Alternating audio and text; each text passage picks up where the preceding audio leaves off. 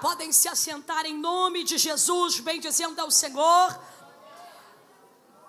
porque Ele é bom e a sua misericórdia dura para sempre. Senhoras e senhores, eu quero nessa noite transmitir ao seu coração esta palavra do Senhor, entendendo que o Senhor não vai falar agora, mas Ele já está falando com a sua igreja, desde a primeira oração proferida neste lugar para a abertura deste congresso.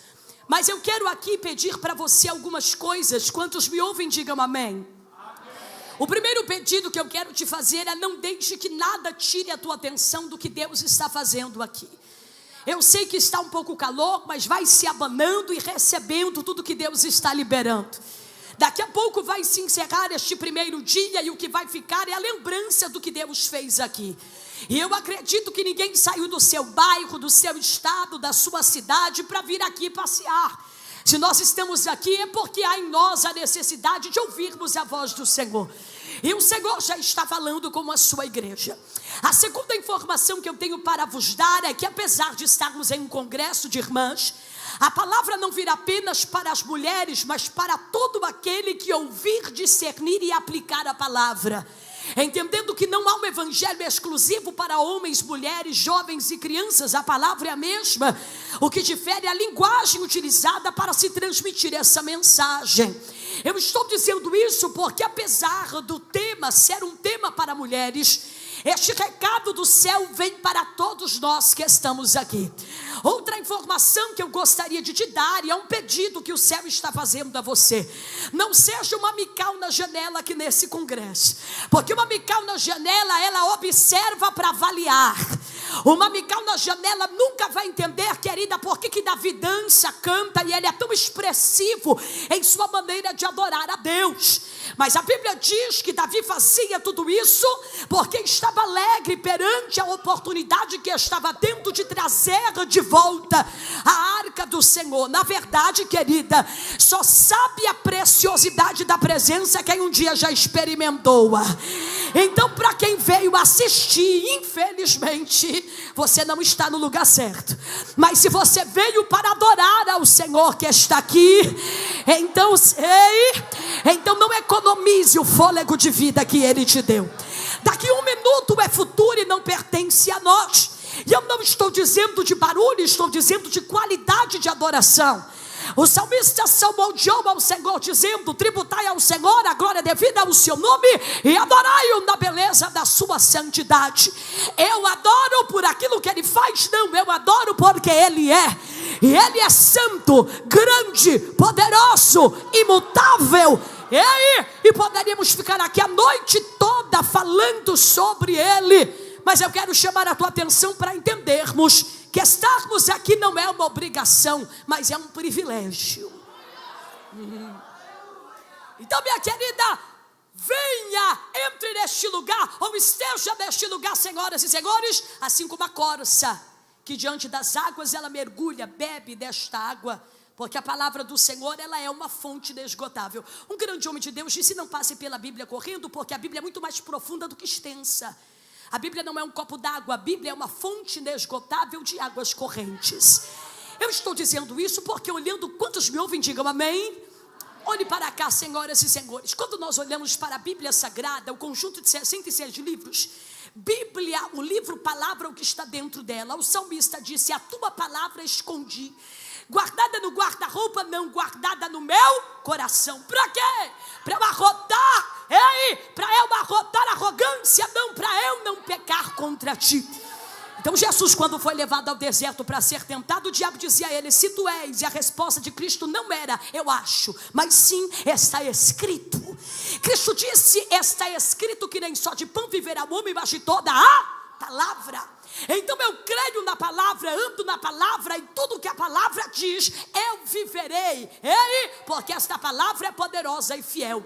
Eu estou dizendo isso porque quando nós olhamos para o primeiro livro da Bíblia, livro do Gênesis, mas também chamado de Bereshit, pelo poder da palavra o Eterno criou. Ele disse: haja e houve. Mas quando ele foi criar o homem, ele criou o homem do pó da terra. Deus não criou o homem do pó do ouro, da prata, do bronze, mas sim do pó da terra. A Bíblia diz que viu Deus que não era bom que o homem permanecesse permanecesse. Então Deus fez da costela do homem a... Então, desde o livro do Gênesis, nós percebemos que família é projeto de Deus. Eu estou dizendo isso, senhoras e senhores, para que vocês consigam entender que da mesma maneira que Deus levantou grandes homens de Deus, Deus também levantou grandes mulheres. Entendendo que Deus levantou o homem para um papel e a mulher para outro. Entendendo que a mulher foi criada da costela do homem para ser aquela que auxilia, que soma. Mas olhando para a Bíblia Sagrada, nós vamos ver grandes homens de Deus que foram usados pelo Senhor. E isso nós reconhecemos com muita alegria. Mas também vemos muitas mulheres usadas por Deus. Mulheres essas anônimas, conhecidas. Minha flor, algumas nem o nome foi citado, mas a sua história está aqui. Algumas eram conhecidas pelo cargo que tinha, como era o caso de Débora, que era juíza em ofício, como era o caso de Esther, que era uma grande rainha. Mas outras eram conhecidas pela sua enfermidade, pelo milagre que queria, e pelo sonho que desejava, como era o caso da nossa irmã Ana, que desejava gerar filhos. Então, olhando para a Bíblia Sagrada, nós vemos que Deus entregou grandes propósitos nas mãos de grandes homens e grandes mulheres. Mas o texto que nós acabamos de fazer menção é um texto literal. Quantos me ouvem, digam amém. Então é um texto que conta-nos uma história. Esse texto não traz consigo, querida, uma linguagem poética figurativa, como é o livro dos Salmos, mas vem nos trazendo uma história densa, grande, cheia de detalhes. Quando olhamos para o segundo livro do profeta Samuel, capítulo 20, esse texto está nos falando mais uma experiência vivenciada por Davi. Diga Davi. Irmã, você está aqui? Diga Davi. Isso, olhe para cá. E quando eu falo Davi, Aristóteles dizia que a mente não pensa sem uma imagem. Então quando eu digo Davi, a tua mente, a tua memória te traz a recordação de quem Davi era. Irmã, quando eu falo de Davi, provavelmente a primeira coisa que você se lembra dele é Deus dando vitória a Davi, quando este, pelo poder de Deus, derruba Golias. Mas a história de Davi não começou quando Golias caiu. A história de Davi começou quando ninguém lhe via, mas Deus já conhecia aquele rapaz. A história de Davi não começa quando ele, pelo poder do Senhor, derruba Golias, mas começa quando ele ainda estava por trás das malhadas, e os olhos do Senhor o encontrou, achou graça nele, e o separou para uma grande comissão e um grande reinado. Olhando para a história de Davi, nós estamos diante de um dos personagens bíblicos mais conhecidos. Irmã, Davi teve altos e baixos, grandes vitórias, mas também grandes perdas. Olhe para a Bíblia e veja, Davi venceu grandes batalhas, mas também perdeu grandes batalhas. Como assim, missionária? Olhe para cá, Davi venceu Golias, não venceu, mas não venceu a sua carne quando viu uma mulher nua se banhar. Venceu pelejas, mas não conseguiu paralisar com as suas próprias mãos o plano de seu próprio filho Absalão, sabendo que Davi viveu uma das maiores dores. Qual, missionária? Olhe para cá. Ver o seu próprio filho preparando uma armadilha contra o seu próprio pai. E daí que apesar dos altos e baixos, perdas e ganhos, vitórias, conquistas, olhe para a Bíblia e veja que Davi era segundo o coração de... Você está aqui? Segundo o coração de... Eu preciso que você mergulhe no texto, porque a hora vai voar. Olhe para cá. Capítulo de número 20 é mais uma experiência. Olhe para quem está do teu lado, diga mais uma experiência. Diga, porque a vida do cristão não é um parque de diversão.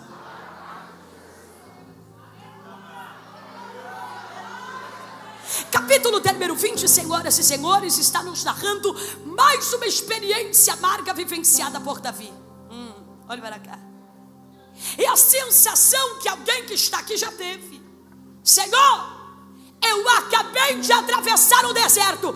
Parece que eu vou, olha para cá, eu estou para pisar no teu oásis. Levanta outra luta. Parece que eu acabei de derrubar um gigante pelo teu poder. Eu acabei de vencer. Lá vem uma outra prova. Só que eu quero te lembrar que tudo coopera para o bem daqueles que amam a... Um grande homem de Deus chamado pastor Hernandes Dias Lopes, em uma de suas obras, ele disse: olhe para cá, todas as vezes que Deus nos coloca no deserto, não é para nos matar, mas é para fortalecer a musculatura da nossa vida com Ele. Capítulo número 20 é mais uma experiência amarga. E essa prova, essa experiência amarga, ela é diplomática. Porque ela vem para o negro, para o branco, para o rico, para o pobre, para o ateu, para o estrangeiro, para o brasileiro, para o crente. A luta e a prova não escolhe classe social, casa, religião. Não. Ela vem para todos. A diferença é quem está a tua confiança. A Bíblia diz que uns confiam em carros, outros em cavalos, mas nós fazemos menção do nome do nosso Deus, e é nele que está a nossa confiança. Minha querida, o que Davi vai enfrentar no capítulo número 20, missionário, o que isso tem a ver com o tema? Ouça, por favor. O que Davi vai enfrentar no capítulo número 20 é mais um desafio. Diga, mais um desafio.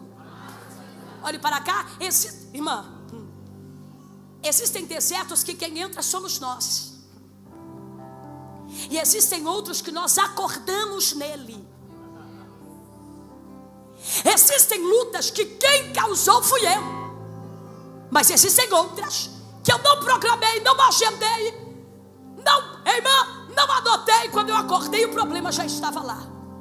Então eu quero que você lembre uma das maiores verdades da caminhada cristã. Dentre elas, olhe para cá, estou diante de grandes homens e mulheres de Deus que têm o dobro de experiência de vida do que eu, e entendo que eu tenho muito ainda que aprender. Mas diante da palavra, ouça bem o que eu vou te dizer. Nós não temos controle daquilo que vem, mas nós temos um Deus que já está no futuro e nos dará sabedoria no presente. Nós não temos controle do que vem, mas quando o problema chegar, se eu estiver em Deus, Ele me dará sabedoria para enfrentar este problema também. Por que você está dizendo isso, missionária? Porque capítulo número 20 é mais um problema. Diga, mais um problema. Se não for te incomodar, por favor, se te incomodar, não faça. Diga para quem está ao seu lado: você tem problemas?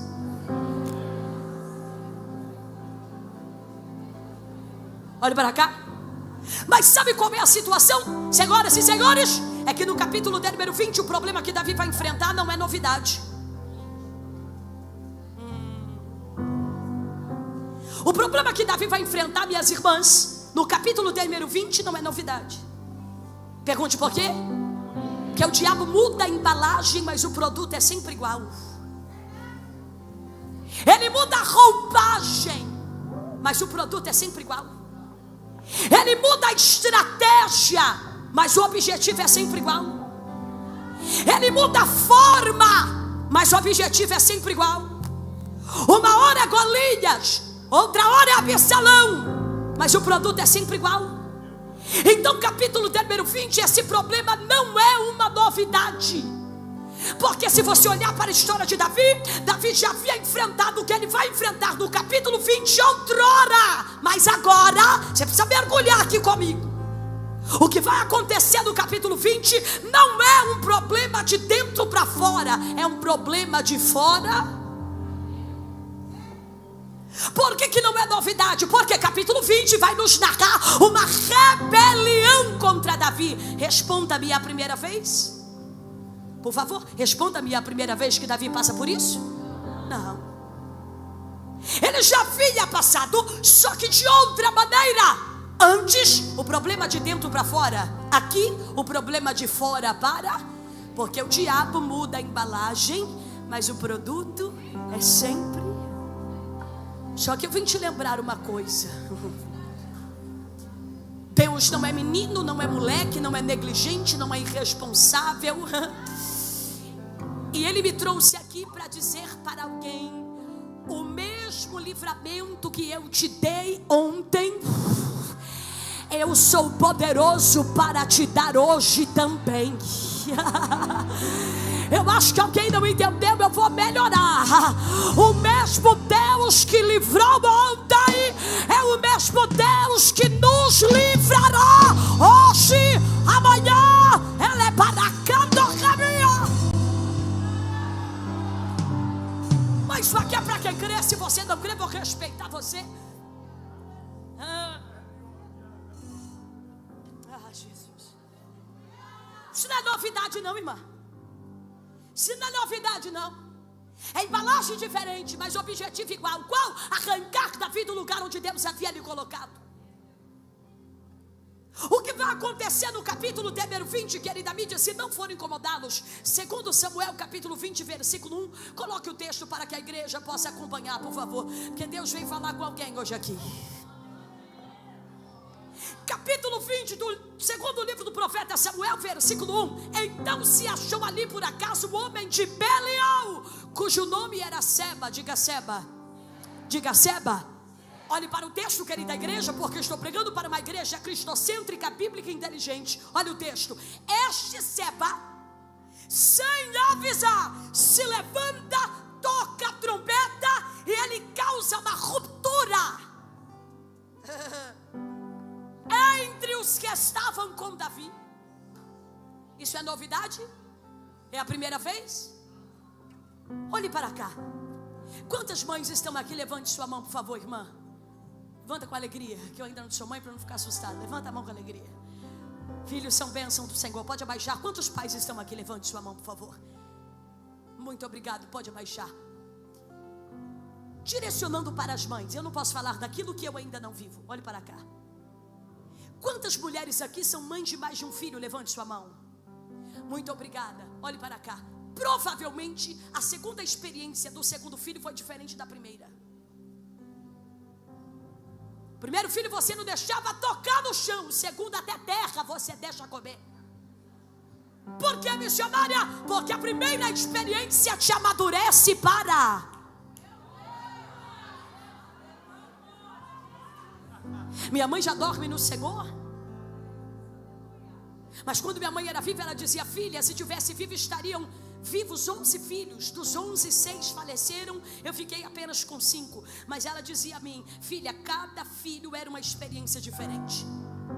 Porque tudo que é novo é desconhecido, e tudo que é desconhecido causa-me medo. Por quê? Porque não sei, nunca passei. É a primeira experiência. Só que se eu sobrevivo à primeira, se vier uma segunda, eu sei como agir, eu sei como fazer. Alguém entendeu, meus pastores? O que Davi vai passar aqui não é uma novidade. E eu nós somos de São Paulo, mas nós viemos de Londrina para cá. E eu vim com uma palavra de Deus para liberar para alguém. O diabo não te matou na primeira e não vai te matar na segunda. O diabo não te matou na primeira e não te embaralha, some-o. Porque o Deus que estava na primeira vez está na segunda, na terceira, na quarta, na quinta. Eu vim pregar para quem crê no Deus de livramento. Há uma graça de Deus aqui. Ele é para canto rebanha.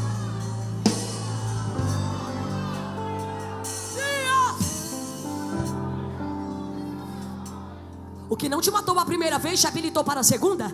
O que não te matou a primeira vez te amadureceu para a segunda. Olhe para cá, querida. Existem dores que a gente se poderia viver uma vez só. Existem perdas que se fosse possível, perdas emocionais, perdas psicológicas e assim sucessivamente, situações e adversidades, se poderíamos, nós experimentaríamos perdão, essa dor apenas uma vez. Mas o Senhor está dizendo: eu te sustentei na primeira, eu te livrei na primeira, eu te guardei na primeira, eu te renovei na primeira, eu te fortaleci na primeira. E eu vim lá, eu vim de São Paulo para perguntar para alguém: porventura ele muda? Eu te respondo: não. A mesma mão que te guardou ontem, ela te guarda hoje.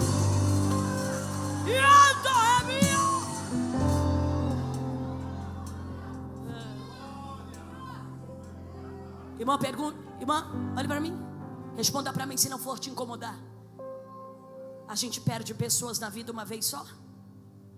Por favor, responda-me. Nós perdemos pessoas amadas na vida uma vez só? Nós passamos por tristezas uma vez só? Por enfermidades uma vez só? A porta se fecha uma vez só? Então toda a primeira experiência te amadureceu para a segunda. Quando Seba se levanta, e receba essa palavra em seu coração, se você assim quiser, deixe Seba tocar a trombeta. Porque é melhor um Seba revelado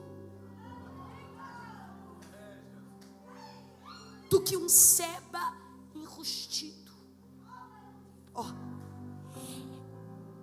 Ele não está apenas, ele está e ele toca a trombeta anunciando o intuito dele. Pronto, ele já revelou o que ele queria. Quando ele toca a trombeta, ele causa, está olhando para o texto, ele causa uma ruptura no meio do povo que estava com Davi. É a primeira vez? Só que aqui Davi já não é mais o mesmo.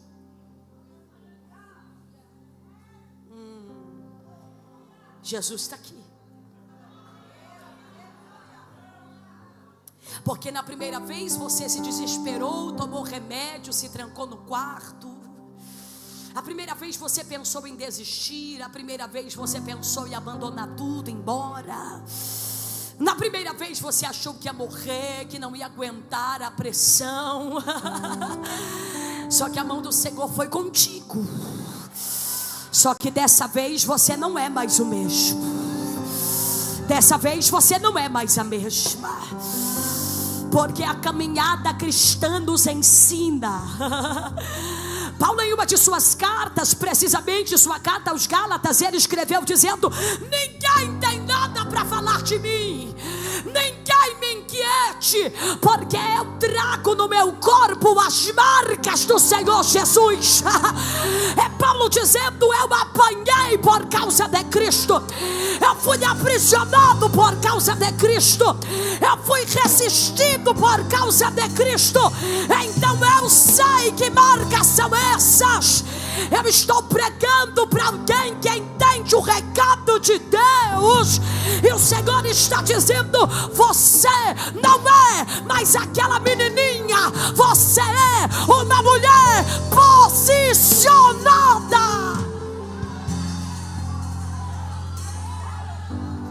Olha para quem está do teu lado, diga: é o diabo fazendo armadilhas e o teu joelho já está no chão. Diga: é o diabo tramando, levantando Seba, e a tua casa já está na fenda da rocha. Alguém entendeu que não veio para o show da Anitta? Alguém entendeu que veio para um congresso? E o Senhor está dizendo para alguém: eu te amadureci na primeira.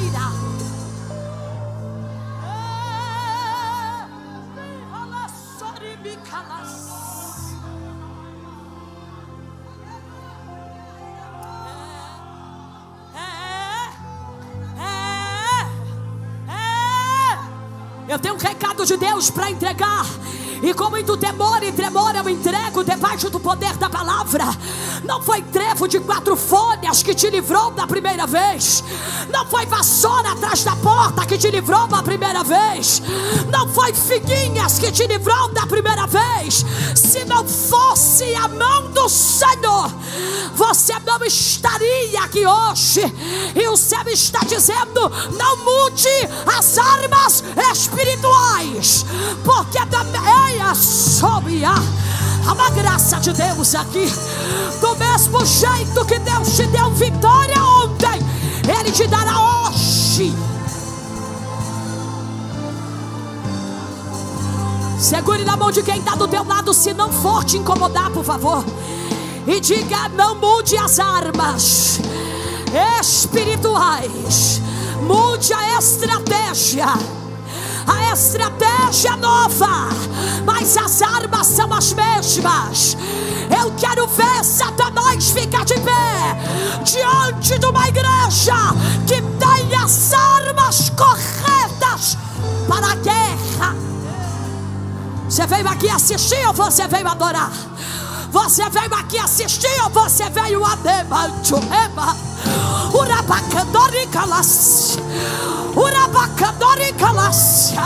Receba as armas e as estratégias para esta luta.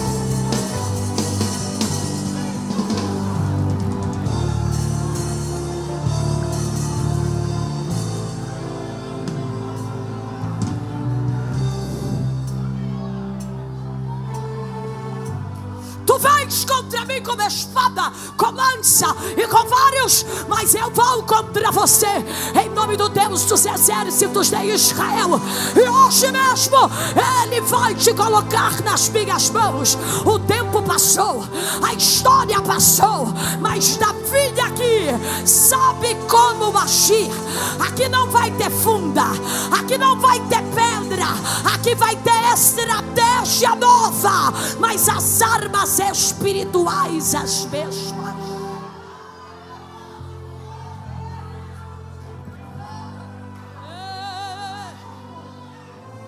O Deus que tratou com Absalão é o mesmo que vai tratar com Seba.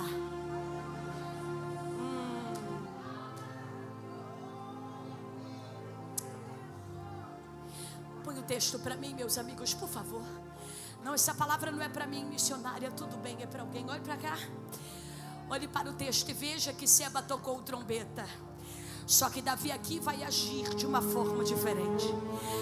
Segundo Samuel capítulo 20, versículo 1. Quando Seba toca a trombeta, causa ruptura no meio de Davi.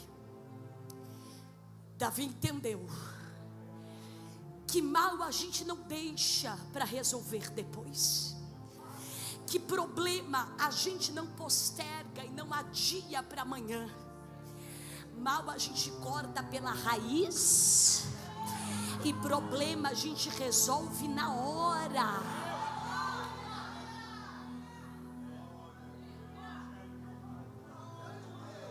Então Davi vai se posicionar como? Entendendo, se eu não cortar este mal pela raiz, este Seba vai ganhar espaço, geografia, coração. Se eu não resolver este problema, este Seba vai ser tão ruim quanto foi Absalão para mim. Existem dentre as maneiras, mas existem duas maneiras na vida de aprender. Ou você passa pela aprovação, ou você aprende com o exemplo de alguém.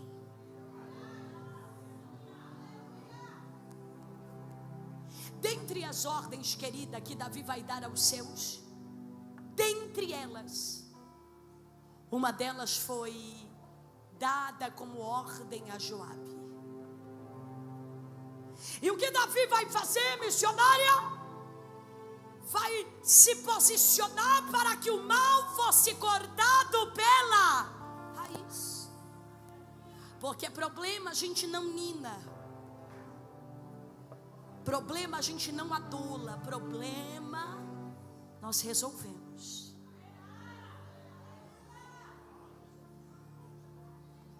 Se eu não cortar esse leãozinho agora,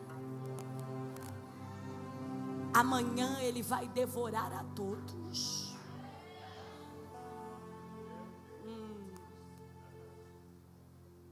Eu quero que o exército vá até Seba. E a ordem que foi dada dentre elas foi: corte o mal pela raiz. Organizem o exército, marchem em direção a Seba e destrua-o com a sua estrutura, para que não tenhamos mais problemas. Por favor, estou pregando mais uma vez, eu vou dizer, estou pregando para uma igreja bíblica, cristocêntrica, inteligente. Responda para mim, quem era o problema? Diga Seba. Quem era o problema? Diga Seba. Quem era a vítima? Diga Davi. Quem era o problema? Quem era vítima? Davi planejou esse problema, agendou, aconteceu. Quem era o problema? Quem era a vítima? Olhe para o texto e veja que quando o exército com Joabe, o povo vai com Joabe perseguir a Seba e a sua estrutura, porque Seba estava, irmã, olha para cá, estava ganhando território. Olhe para a história e veja que este Seba se levanta e ele se esconde em uma cidade chamada Abel. Diga Abel. Olhe para a história e veja, versículo de número 14, querida mídia, por gentileza. Este Seba vai ganhando território e ele vai se esconder na cidade de Abel. Versículo de número 15, querida mídia, o texto diz que Joabe com o povo cercaram a cidade de Abel. Olha cá, a cidade de Abel era conhecida porque os seus moradores eram pessoas de boa índole, bons conselhos. Então, quando se falava cidade de Abel, lembrava-se a cidade dos bons conselhos. Irmã, então imagine, o problema vem de fora para dentro e se esconde do lado de dentro da cidade. A cidade carregava um nome, carregava um rótulo, carregava uma menção de ser uma cidade de pessoas íntegras, de bons conselhos, de caráter. Aí de repente vem um problema de fora para dentro e se instala, se esconde. Este Seba se escondeu do lado de dentro da cidade. Responda para mim, querida igreja, a cidade tem alguma coisa a ver com esse problema? Eles estavam envolvidos com Seba, aliados a Seba. Mas quando Seba se esconde do lado de dentro, ele põe a cidade inteira debaixo de uma ameaça. Porque Joabe, junto com o exército, com o povo, olha o texto, batiam no muro para derrubá-lo. Então quem estava do lado de fora, junto com Joabe, estava pronto para destruir a cidade de Abel. Quem estava do lado de dentro da cidade estava aterrorizado pelo barulho da guerra. Baterista, pregue comigo, por favor. Embaixo, tum, tum, tum, tum. Escute, imagine nós que estamos aqui nesse lindo congresso. De repente, um cerco policial ao redor dessa igreja. Como nós iríamos, irmã, diante dessa situação nos comportar? Foi assim que os moradores da cidade ficaram, assustados, porque de repente o som do lado de fora era som de guerra. O som do lado de fora era som de guerra. Então do lado de fora tem o exército, do lado de dentro tem um problema. Do lado de fora tem o exército, do lado de dentro tem um problema. Segure, querido, por favor. Só que o Senhor está dizendo para alguém: ei, eu estou te entregando hoje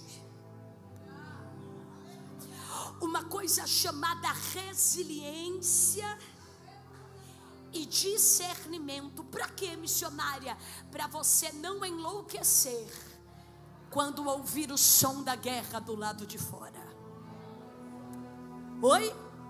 Porque o som da guerra do lado de fora aterrorizou os que estavam do lado de dentro, um problema que eu não tenho nada a ver. Do lado de fora, uma guerra, um exército para destruir a cidade. E daí, missionária, e daí que Deus nos reuniu aqui para dizer: tua casa não vai colher as consequências do erro de ninguém. Só metade recebeu, recebe quem quiser. A tua casa não vai, não vai respingar na tua casa o problema de Seba. Assim diz o Senhor: a tua casa não vai ser destruída por causa de Seba. Há uma balança de Deus descendo essa noite para alguém, e Deus está dizendo: acalma o teu coração. A guerra do lado de fora não vai destruir o que está do lado de dentro. Olha para quem está do teu lado, diga: é só barulho. Calma, calma. A tua casa não vai ser manchada pelo sangue do problema de Seba. A tua família não vai levar a culpa por causa de Seba. O teu casamento não vai levar o rótulo de maldição por causa de Seba. Assim diz o Senhor para alguém: eu estou descendo hoje com livramento nessa causa.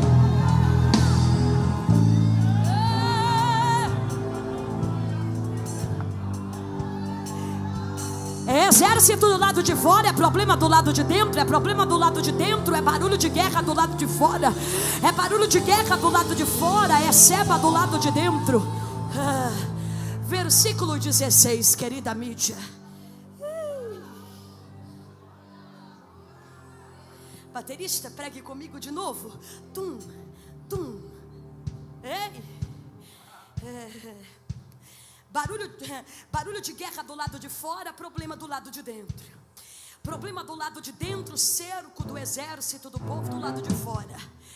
E aí o texto no versículo 16 diz: então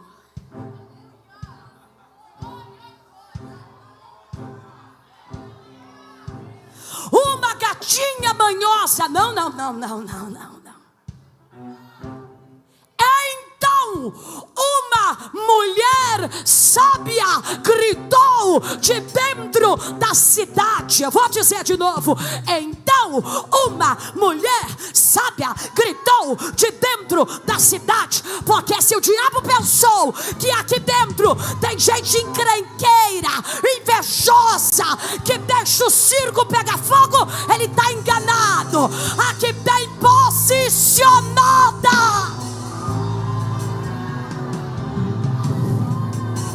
Então, enquanto o exército cercava Abel, tem uma mulher posicionada do lado de dentro.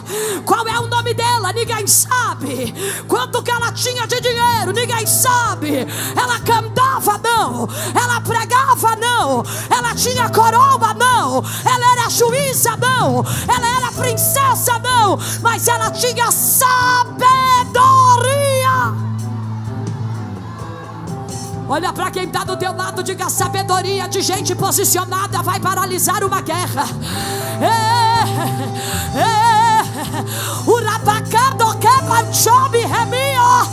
A sabedoria de crente posicionado vai paralisar uma guerra.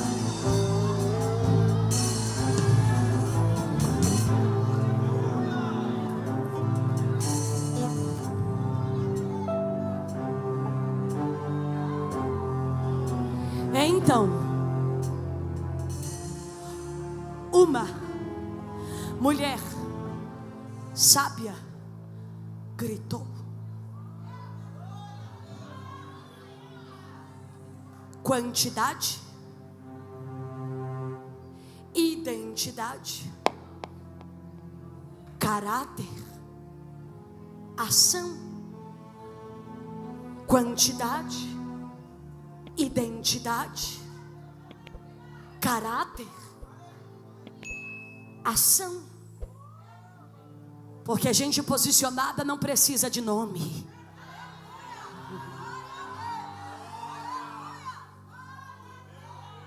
Tem muito anônimo posicionado em Deus que ninguém conhece.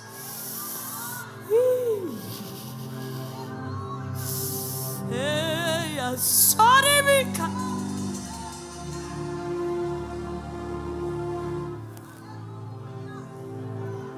Uma quantidade, mulher, identidade, sábia, caráter, gritou, ação. Responda para mim, querida igreja, quantas gritaram? Oi? Nem sempre Deus trabalha com multidões.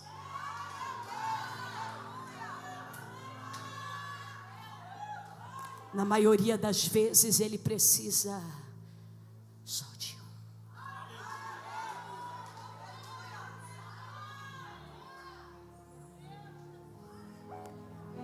um. Os arautos do rei disseram: curvem-se. Quando ouvirem o som da música, curvem-se diante da estátua do rei. Quando tocou a música, todos curvaram-se. Todos? Não. Rei, tem 3 ali.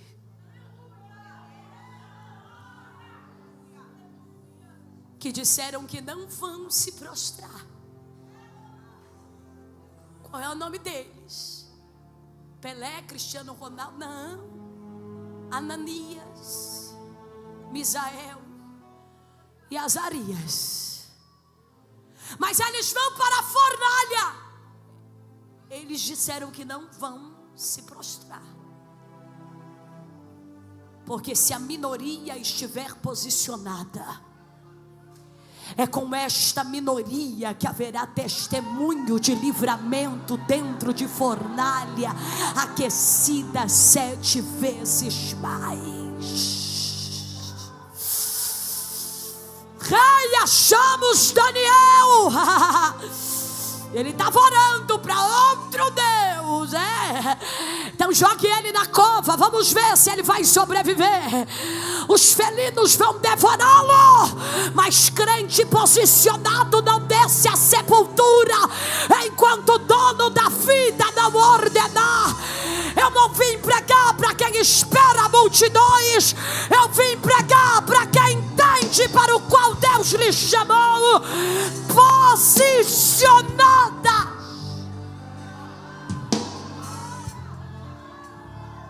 Uma.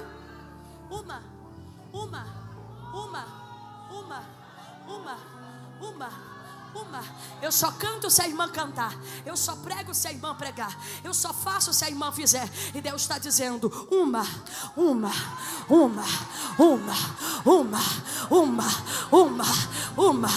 Eu sinto a graça de Deus aqui. Uma vontade de sair marchando desse lugar. Porque naquele quintal, naquele bairro, naquela casa, naquela empresa, naquela família, o céu está dizendo: eu não mando profeta, não vai vir anjo montado em cavalo branco. Eu vou usar você.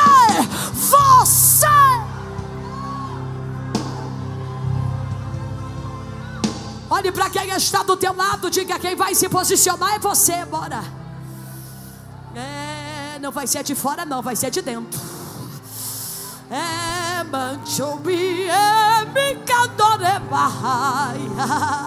É alguém dizendo: Senhor, use profeta, use profetiza. E o Senhor está dizendo: eu não vou usar ninguém, eu vou usar você.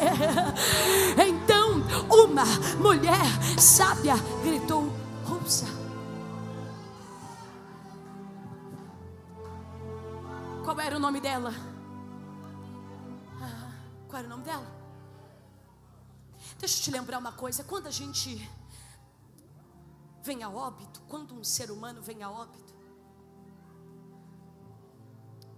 o nome dele é uma das primeiras coisas que são esquecidas. O que ele tinha também. Agora, a única coisa que ninguém pode apagar é o legado que ele deixou.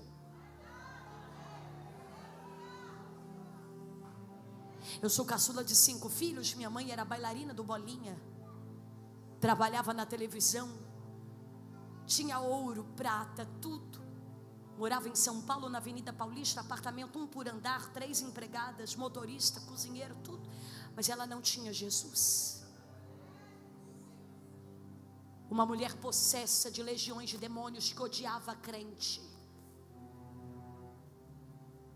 Um dia ela perdeu tudo e foi morar no quintal da irmã Yolanda, que também já dorme no Senhor. Irmã Yolanda era da Assembleia de Deus Madureira. cabelinho branco. Começou a levar os meus irmãos ainda crianças para a igreja. Meus irmãos começaram a chamar a minha mãe. Minha mãe dizia: eu odeio crente. Mas um dia ia ter um culto no ponto de pregação, lá no quintal da irmã Yolanda. Minha mãe disse: eu não aguento mais. Toda porta que eu bato para ser liberta só piora. Minha mãe contava para mim que quando as legiões tomavam o corpo dela, 10 homens não a seguravam. Os demônios quebravam a igreja inteira. E minha mãe saía daquele lugar ensanguentada. Mas um dia, dentro de uma garagem, o pastor perguntou: quem quer aceitar Jesus? Ela levantou as mãos. Foi liberta naquele dia. E o ventre dela gerou missionários e pregadores. 28 de janeiro de 2025, chega na minha família uma das piores notícias que nenhum filho, nenhuma filha espera receber. Um diagnóstico da minha mãe, que em 7 dias a levou à morte. Mas na verdade o Senhor sempre esteve no controle, e Ele tomou para si aquilo que dele sempre foi. Agora ouça, o que isso tem a ver com a palavra? Irmã, ninguém conhecia a minha mãe. Ela não era rainha, não era juíza, não era princesa, mas era sábia. O nome dela, ninguém sabe. O que ela tinha pode se acabar, mas o legado que ela deixou para mim e para os meus irmãos está vivo. Eu estou profetizando que quando citarem o teu nome, não dirão é o problema da família, mas dirão é o cristão posicionado. Alguém levantou a mão ali atrás, meu pastor. Eu estou profetizando que os filhos dos seus filhos, os filhos dos seus filhos, os filhos dos meus filhos testemunharão que houve profeta nessa família, que houve profetisa nesta família.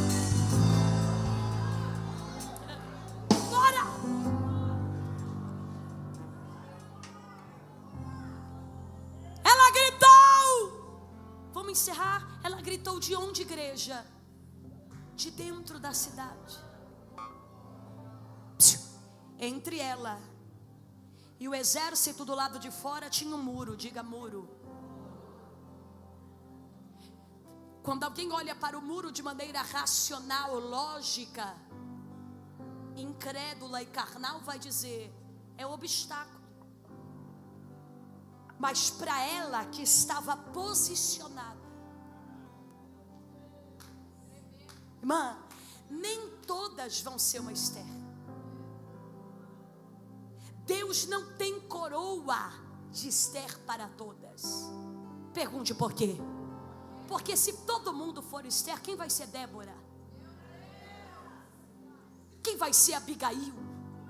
Quem vai ser Joquebede? Quem vai ser a Maria? Quem vai ser a Isabel?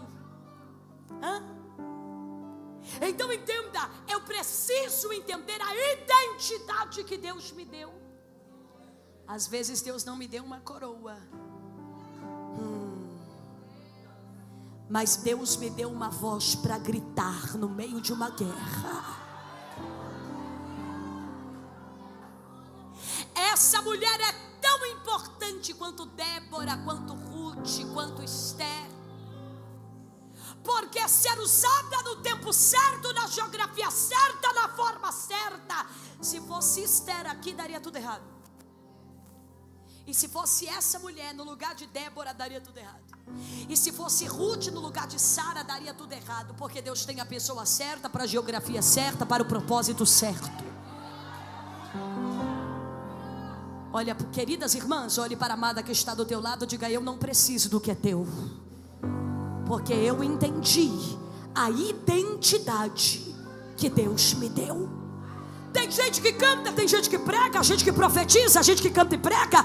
Tem gente que rege, gente que faz coreografia, gente que lidera, gente que pastoreia. Tem gente que adora na igreja. Eu não sei para o que Deus te chamou, mas assim diz o Senhor: eu te dou ousadia nesta luta.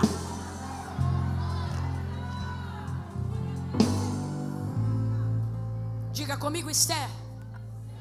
Responda para mim, Esther venceu gritando? Oi? Esther venceu falando para o seu marido, propondo banquete para desarmar o plano de Amã. Agora e essa mulher? Tem gente que Deus chama para o palácio com uma estratégia diferente. Tem guerra que a gente vence gritando. Tem outras que a gente vence falando. Uma mulher sábia gritou. Entre ela e o exército havia um muro. Diga para quem está ao seu lado que para alguém é um obstáculo. Para ela foi microfone.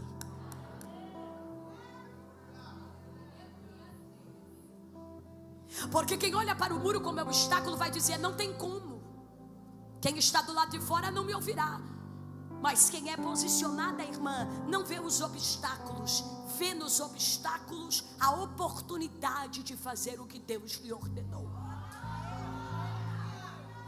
Ela levanta a voz e diz: ouvi. Peço-vos que digais a Joabe: chega-te aqui para que eu fale com ele. Ela está dizendo: eu quero cabeça. Eu quero falar com quem manda. Olha para a irmã que está do teu lado, para a pessoa do teu lado, diga: receba estratégias para falar na hora certa e falar a coisa certa. Versículo 19, querida mídia, e eu encerro.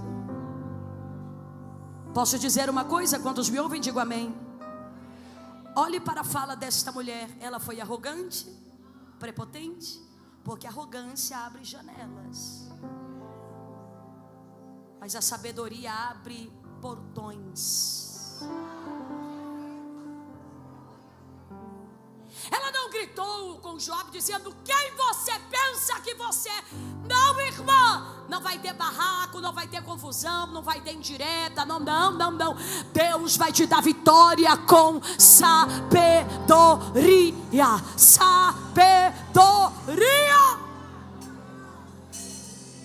Joabe, ouça a tua serva. Eu sou uma das pacíficas e das fiéis em Israel. E tu procuras matar uma cidade que é mãe em Israel? Porque pois devorarias a herança do Senhor? Ela está colocando Joabe para pensar. E ela está dizendo: você tem certeza que você quer tocar no que é de Deus? Joabe, qual é o problema? O problema é Seba. O problema é Seba? Então quem vai sair, quem vai bater em retirada, quem vai ser lançado pelos muros, não somos nós, é Seba.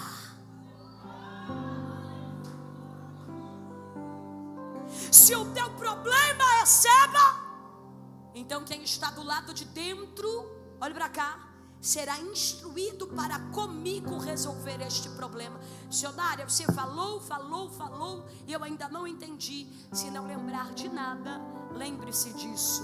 Desfaça as malas da desistência, porque Deus está te dizendo: quem vai ter que sair não é você.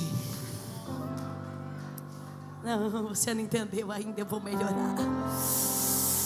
O que vai ser lançado para fora não é você, teus filhos, teu casamento e o que Deus te deu. Assim diz o Senhor: eu estou te dando autoridade, voz e ousadia, porque o que vai bater em retirada, receba. O que vai bater em retirada é Satanás e seus demônios. Eu recebo de Deus, pastor, autoridade para dizer: o filho vai ficar, mas o vício vai sair. O problema vai sair, mas a família vai. Vamos, levanta a voz para gritar do lado de dentro dessa cidade. Aproveita para ficar de pé no teu lugar. Vamos, vamos, vamos, terra, sobe.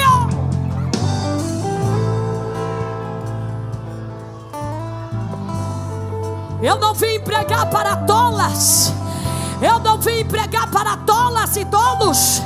Eu vim pregar para mulheres e homens sábios.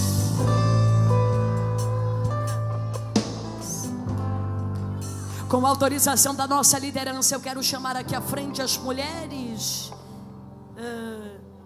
que precisam gritar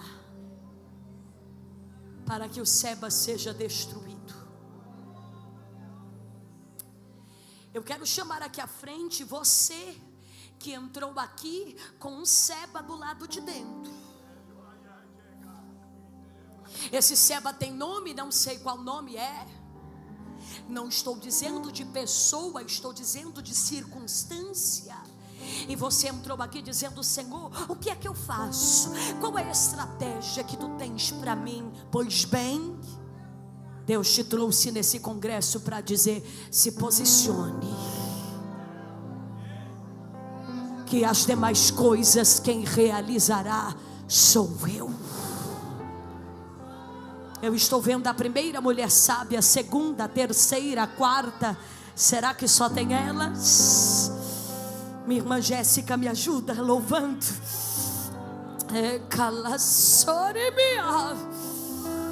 Meu Jesus de Nazaré, meu Jesus de Nazaré, levanta-se.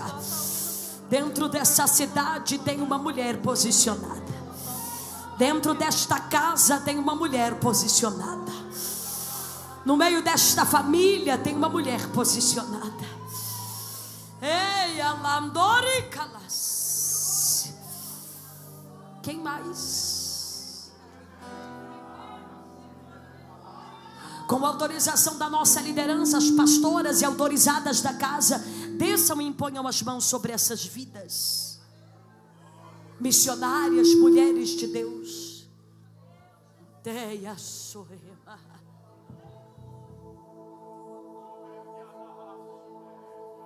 Receba autoridade para gritar. Você está ouvindo o que Deus está dizendo? Receba autoridade para gritar nesta guerra. Receba as palavras corretas na tua boca, palavras de sabedoria que vão desarmar esta guerra. Deus te colocou no meio desta situação, e Ele não te colocou no meio dela para te amedrontar ou para que você venha sucumbir, mas Ele te colocou no meio dela para que você entenda: é agora a hora de se posicionar. É agora. É agora. Eu te chamei como defensora desta casa, defensora do teu chamado, dos teus filhos, daquilo que Deus te entregou. Levante tua voz, mulher, e comece a clamar.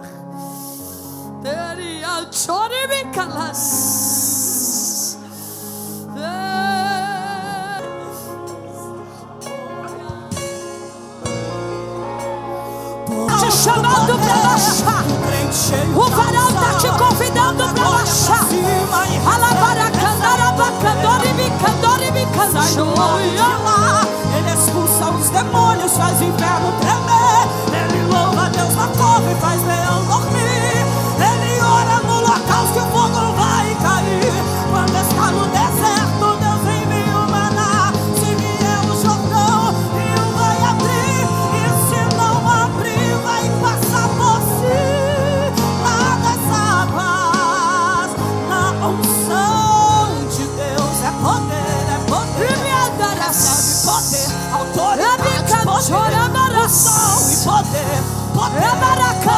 Onde está você, mulher?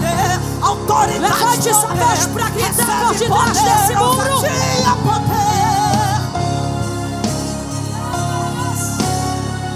Levante sua mão para o céu. Eu vou orar, eu vou orar, eu vou orar, eu vou orar, porque quando eu oro, tu te revelas a mim. Eu vou buscar, eu vou buscar, eu vou buscar, eu vou buscar, porque quando eu busco, tu te revelas a mim. Eu vou louvar, eu vou louvar. Autoridade e fortalecimento, ousadia, estratégia, discernimento, sabedoria. Tu te revelas a mim. Eu vou buscar, buscar, buscar. Vou buscar, porque quando eu busco, se revelas a mim. Sei que nunca me abandonou. Sei que nunca me abandonou. Sei que nunca me abandonou. Faz-me ver. Sei que nunca me abandonou. Sei que nunca me abandonou. Sei que nunca me abandonou. Faz-me ver além dessa dor. Senhor, nós oramos pelas nossas irmãs que estão aqui à frente, pelas mulheres e homens de Deus que estão presentes. Dá-nos sabedoria. Ei, não deixa o barulho da luta nos amedrontar, Senhor. Dá-nos sabedoria. Aonde houver uma mulher sábia, encha, Senhor, a boca dela de palavras. Levante, Senhor, esta mulher com ousadia, com autoridade, cheia do teu Espírito, direcionada, abençoando as casas, famílias, áreas da nossa vida. Nossa vida pertence a ti, Senhor, e só o Senhor pode desarmar a guerra. Hoje Seba é destronado e a bandeira da vitória é fixada, é erguida para a glória do teu nome. Ouça-me, por gentileza. Me dê um minuto da tua atenção e eu encerro. Permaneçam aqui, por favor. Quem aqui ainda não é cristão, levante sua mão, por favor. Nós gostaríamos de te conhecer. Missionária, eu não sou cristão, não sou cristã. Levante sua mão. Na nave da igreja, você é muito bem-vindo, muito bem-vinda. Alguém que está afastado dos caminhos do Senhor, levante sua mão, por favor. Alguém? Alguém? Obrigada. Muito obrigada. Olhe para cá. Nós oramos ao Pai em nome do Filho, por intermédio do Espírito Santo, entendendo que esta obra é realizada e completa pelo doce Espírito Santo. Ninguém vai te obrigar. Sabemos que não é por força e nem violência, mas sim pelo Espírito Santo que lhe convence. Se você essa noite deseja aceitar a Jesus, ou se reconciliar com Ele aonde você estiver, levante sua mão e nós gostaríamos de orar pela sua vida. Você pode vir à frente, se não for te incomodar. Tem uma vida vindo. Não, você não entendeu. Tem uma vida preciosa vindo.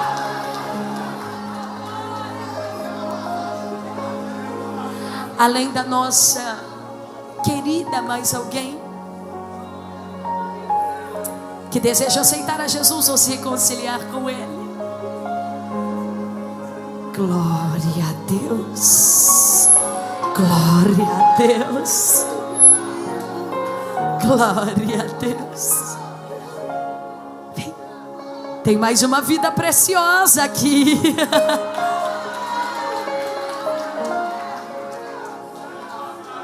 Há mais alguém?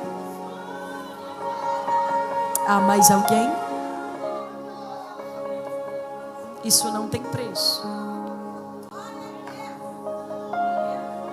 A dracma está sendo encontrada, a ovelha voltando para os braços do pastor, o filho retornando para a casa do pai. Há mais alguém? Estenda a tua mão para cá, nós vamos orar por essas duas almas preciosas. Olhe para mim, hoje são elas, amanhã será alguém da nossa família, em nome de Jesus. Não vou dizer de novo, hoje são elas, amanhã será alguém da nossa família, em nome de Jesus. Quero pedir para que o nosso querido pastor direcione esta oração. Quantos se alegram por essas vidas preciosas, digam amém.